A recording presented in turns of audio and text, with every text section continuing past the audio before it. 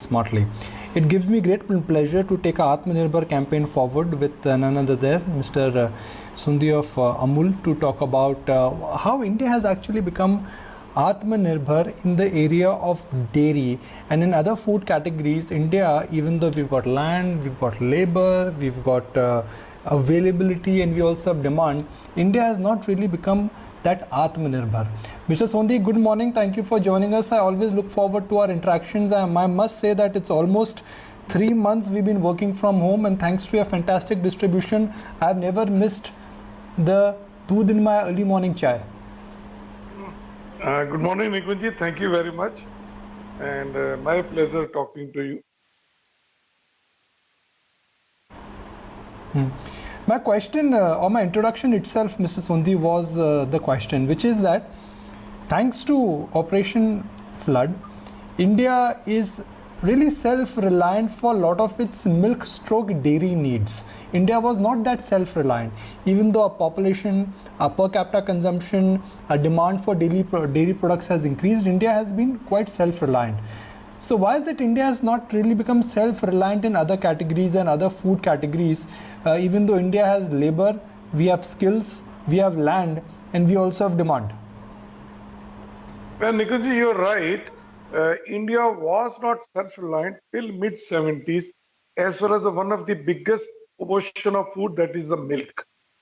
I mean, if I give you some data, our per capita availability was only 110 gram. Our milk production 1/3 of USA, 1/8 of Europe, and in mid-70s, farmers, policymakers, and the political leadership decided that we are becoming day by day dependent on imports, and let us become self-reliant. And that is, Amul model was already a successful model in this part of India, that is Gujarat. So it was replicated under Operation 1, 2, 3, that is called White Revolution. And by mid-90s, we not only became self-reliant, but we also became world's largest producer of milk. And today, if you see, we are double than USA and 25% more than the Europe. And I think this happened mainly because first linking farmers with the market and long-term policy decision by the policymakers and the political leadership that we have to develop milk as a self-reliant industry. Okay, now coming to the other food categories, let me tell you, more or less in all food categories, India is self-reliant except edible oil. And let me tell you, till mid-90s, when we become self-reliant in milk, we started dependent on imports of edible oil. Till mid-70s or 90s, only 10% of our requirement was imported, and today it is more than 70%. Reason is simple. That time, some of people policymakers wanted to give cheap edible oil to the consumer. Consumer lobbying was very vocal, so they allowed imports of edible oil at zero duty. And later on, nobody could take this courage to increase the duties. But you see, last 3-4 years, now government has started increasing duties, now 30, 40, 50%.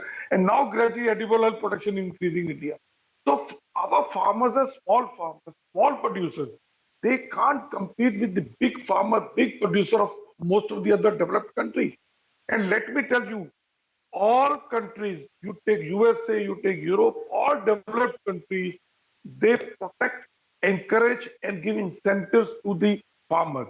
So India government, if they want to become self-reliant in only pet commodity, edible oil, where we are importing around 75,000 crore rupees of edible oil, we have to protect Indian edible oil producer as well as encourage them. We can become. And I think in other categories, milk, we are not only now self-reliant, we are becoming dairy to the world also. In the latest stimulus package, what Finance Minister announced, they have really understood that dairy is one category where we can become dairy to the world, especially to the neighboring countries. You see, all Southeast countries, Middle East countries, Sri Lanka, Pakistan, they are a deficit. And Government of India has announced this year a stimulus of 15,000 crore rupees to add around 50 lakh liters capacity in the organized sector.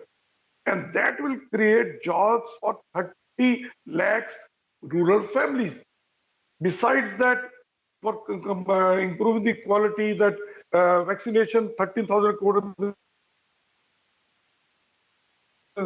I think government and the as well as the dairy sector, and investments are being now again made in this sector.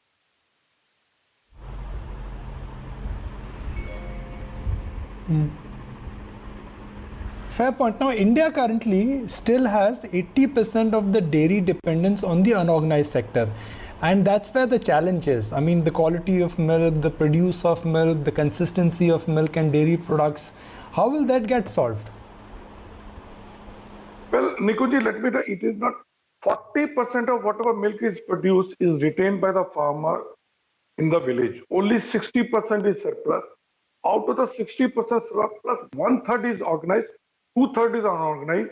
And that is why to encourage organized, like I said, Government of India has announced stimulus of 15,000 crore to build supply chain and processing as well as other things. So I think whereas dairy is growing at the rate of 4.5 to 5%, organized sector every year is growing at the rate of 12%. So I think within next 10 years, organized sector will be contributing to the 50% of the surplus milk. And I mean, now consumer, especially after COVID, consumer also understood the importance of safe, packed, branded food. And that is the consumption of all branded packed food that is growing. And that will encourage more milk going toward the organized sector. And now investment, you see, if you want to go from unorganized, a lot of investments are required, especially because farm at the village level, at the farmer level, at the supply chain level. And I think now government has understood.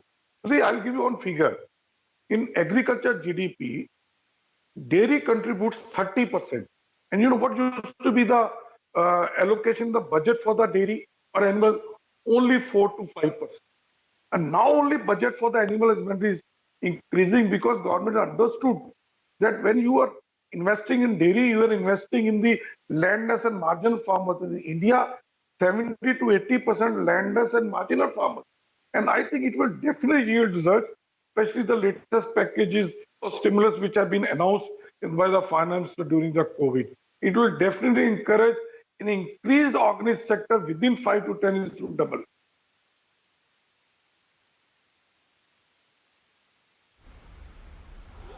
Sure, absolutely. Mr. Sodhi, in addition to that, self-reliance is one thing, but the next step is going to be how can the Indian dairy industry actually compete on a global level? What push would you require from the government's end to make India enter the global stage? Well, you see, if we have to become global player, any brand to become a global player, it has to be domestic marketed. And we are very lucky that in food, most market is dominated by the Indian brand. Now, coming to the milk, first thing is you have to see your milk or milk products are considered safe and hygienic. And that already infrastructure investments have been started building. Second, you see, world is saturated. Most of the countries are saturated in milk consumption, except the Asian countries, and we are lucky that these are all countries next door. Second is we have to see what is plus point with us as compared to the other countries. And you know what we have got plus point. Very few realize that is we have got milk of buffalo. No other in the world anywhere buffalo milk is produced. And now in most of the countries, buffalo milk products are considered premium products. So cheese made out of buffalo milk has got more strains and it is more chewing. Or you make any product, ice cream or the yogurt, it is more tasty, more vital. So one area where India can really contribute in the world market is promoting products out of buffalo milk. Because every country is promoting cow milk. You see, Italy is selling cheese, the buffalo at a premium. They have got only 20,000 buffalo. And we have got 100 million buffalo. Our total milk production, whatever, 190 million, 55% is contributed to buffalo. And buffalo milk has more calcium, more fat, more vitamins, more minerals. So nutritionally also it's better. So India can only promote that. India can only claim that. And also we have to see how to build our dairy market in the neighboring countries. You see, biggest countries importing is China, Russia, Mexico, Argentina. Some of these countries do not allow import of dairy products from India.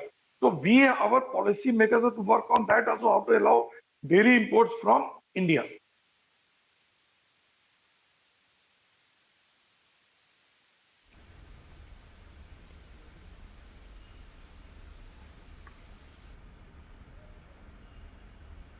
Sure. Okay, we snapped that link. Been pouring here heavily in Mumbai. We'll just get back to Mr. Sodhi in just a second right now.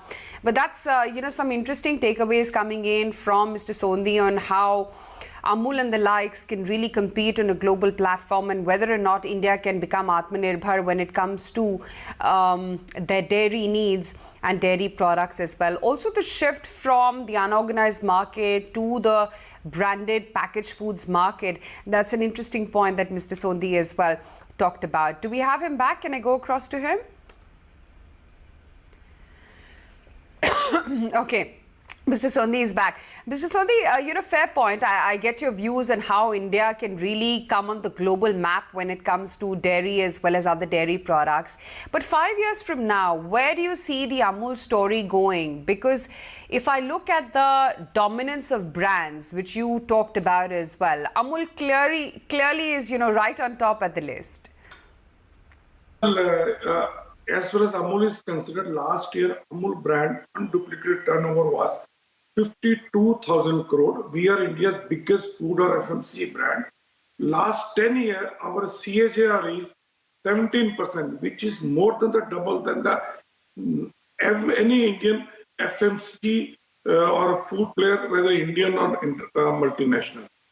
The way we are, you see, our business not depends on the markets only, how much milk we can procure, which geography, how much we can process, and what products we can sell. Because, like I said, only 1/3 is organized. So sky is the limit. So our plan is that if last year was 52,000, in another 5 years, our turnover should cross 1 lakh crore, which we have been doing. I mean, 2010, our turnover was 8,000 crore, and last year it was 52,000. So I don't think next 5 years crossing 1 lakh crore level is going to be difficult. And no doubt we have to add new product because consumer is demanding new products and etc. That we are adding more processing facilities. Every year we invest around 800 crore rupees in new processing facilities.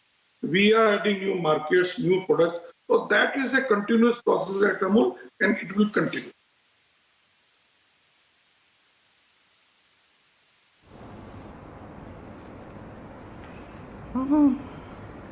Okay, fair enough. Just to touch on the ice cream segment, with demand plunging, in March, we did see a little bit of recovery, but it was still down about 50% in May. Have things eased off? And you've talked about that, of course, and talked about how perhaps it's going to start coming back to normal. But going forward as well, do you feel that, overall consumers are now, coming back to the normal demand levels that we were seeing previously?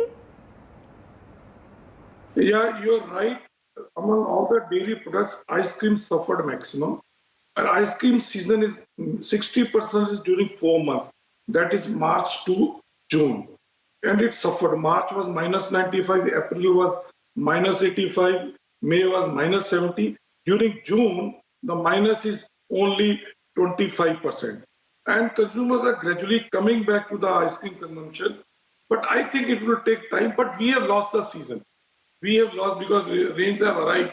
So we have lost the season. Now let us see the next season which comes around Diwali. But whatever is gone in ice cream. But another 2-3 months, normalcy will come. Now markets are opening up. Only thing is HoReCa segment is not open. Marriages or parties are not happening. So that segment is we are losing.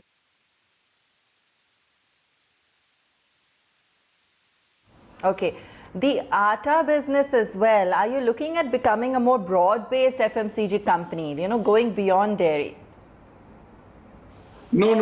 Let me tell you, our focus will be dairy, because that has got better. But for learning point of view, we are trying in bakery or ready-to-eat potato-based or dairy products, or maybe atta is only locally during COVID we have thought of launching for our farmers. So, but our investments, our focus will be dairy only.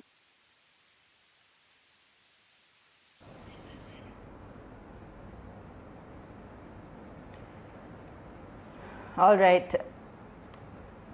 Thank you, Mr. Sodhi, for joining us today and taking us through all the various factors at play right now. Good chatting with you this morning. We're going to take a quick break. Back with more on the other side.